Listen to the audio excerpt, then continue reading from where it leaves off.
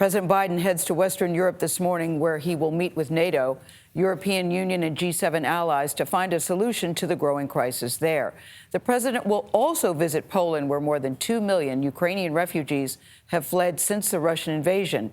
Ed O'Keefe is in Brussels. He's with the president, where the president will start his trip. Ed, this trip seems to have come together very quickly from those on the outside looking in.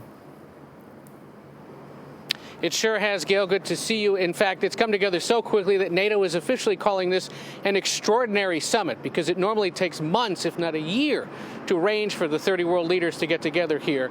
There will also be meetings, as you mentioned, of the G7 and the European Commission. And what's on the agenda? Well, among other things, they're going to be talking about new sanctions against Russia and also finding ways to bolster the ones that have already been put in place to make sure that oligarchs and others being targeted don't evade the punishments. The president is also expected to talk about making sure that Europe becomes less dependent on Russian oil and natural gas. Also likely to be some talk about military deployments by NATO closer to the region. And Ukraine's leader Zelensky is expected to virtually address the meetings. Remember, Ukraine has been pushing to become a member of the European Union and NATO, but is not currently a member of either alliance.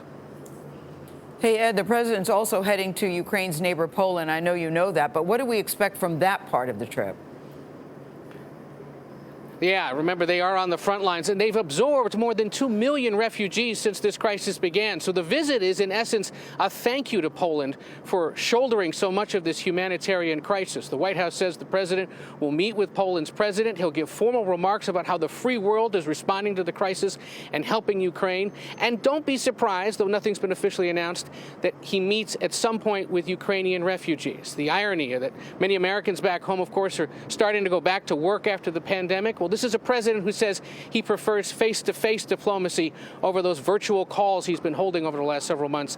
He'll have plenty of time for gripping, grinning handshakes and face-to-face conversation in the coming days. Gayle? Yeah, face-to-face, always very important. Thank you, Ed.